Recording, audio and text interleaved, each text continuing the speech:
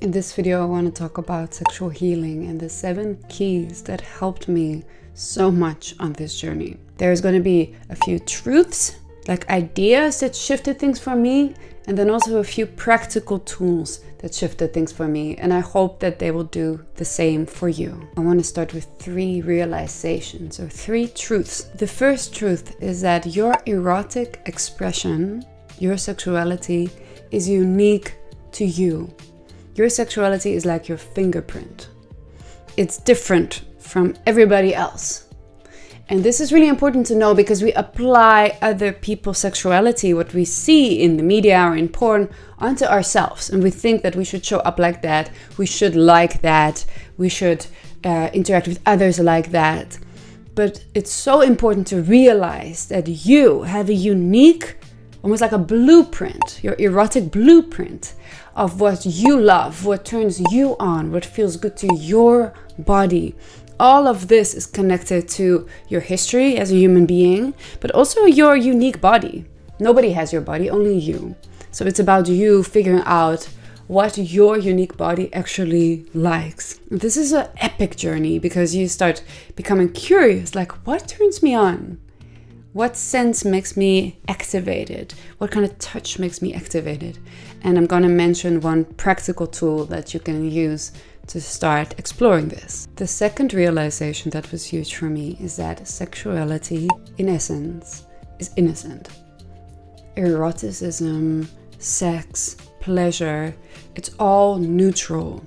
We gave it so many meanings. But if you take all of that away, and you approach it simply as this instinctive drive, this beautifully natural part of our being, then you see it's deeply innocent. And this was huge for me also in my connection with nature, because I started seeing it's not just humans that are erotic. All of nature is erotic. A flower opening is erotic. A bird singing is erotic.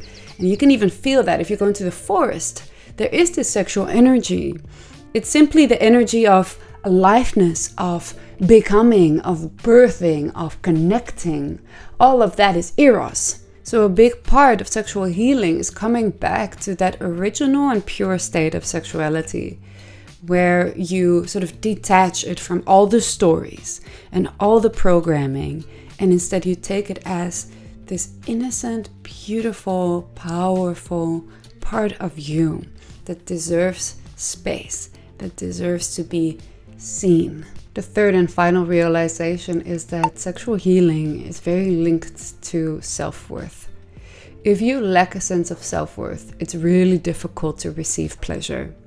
You automatically go into pleasing, focusing on the other, you judge yourself consistently, and this all stems from that inferiority complex that women are programmed by from birth. If we feel worthless, or if we're insecure, we are in a stressed state. We are tense in our bodies because there's this sort of self-judgment or self-hate that feels stressful in the body.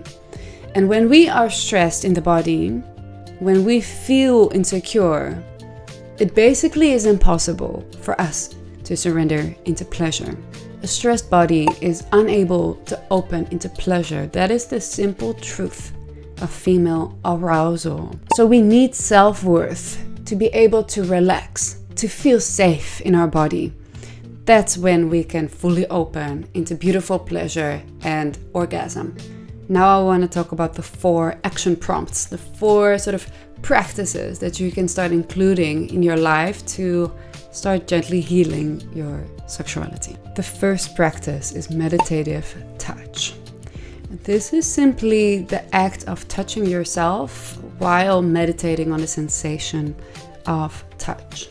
I always suggest you start with the hands because that's quite a neutral sort of area of the body. And even though this sounds so simple, it's surprisingly complex.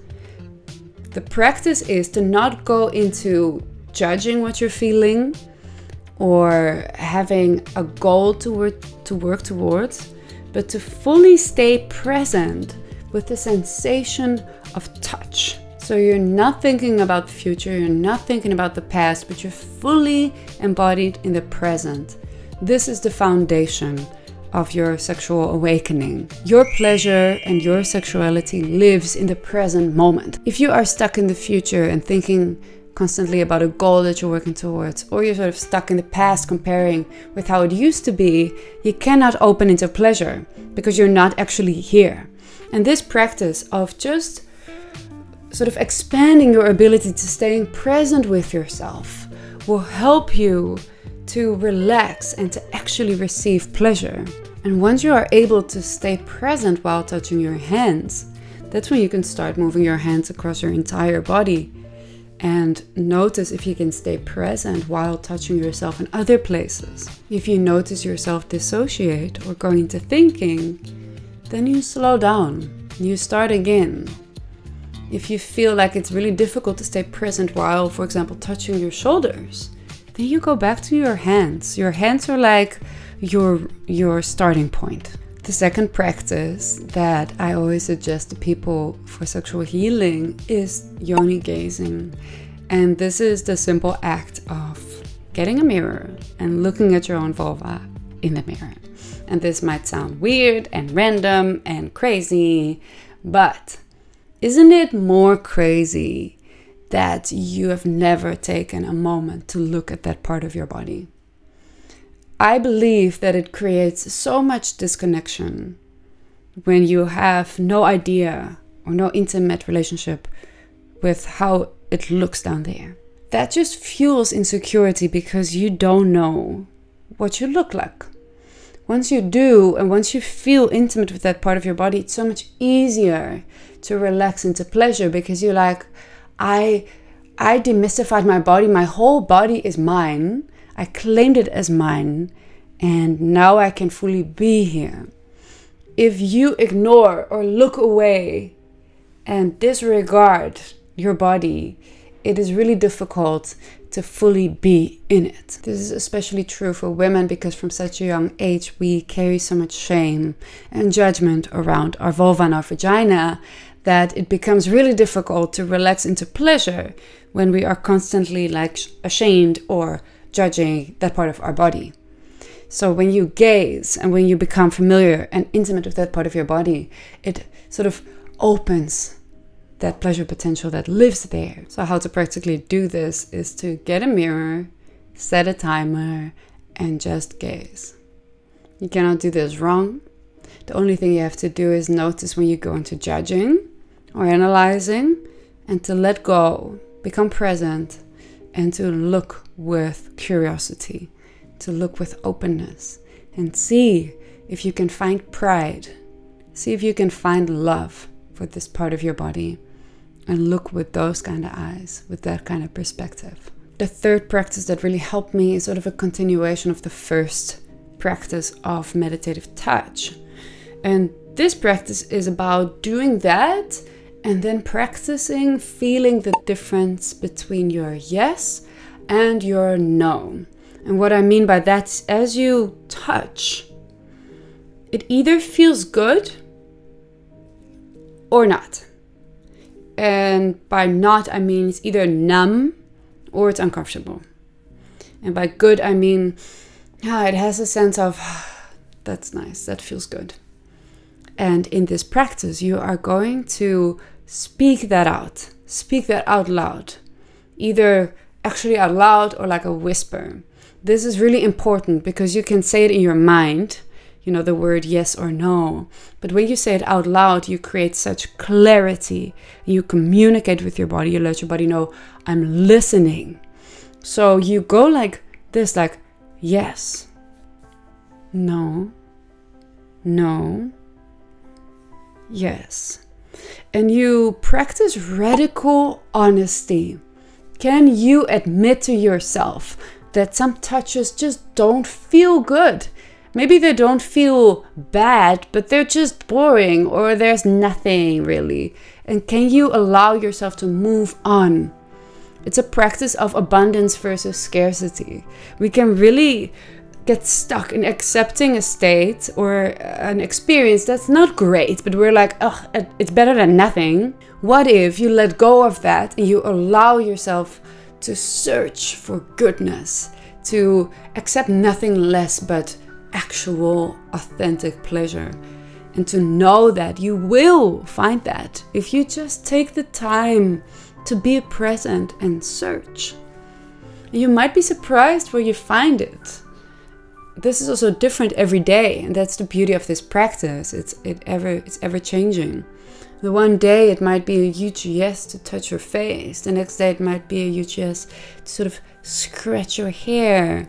And the practice is to play around with different types of touch, different speeds, different pressures, maybe the nails or feather light touch with the fingertips.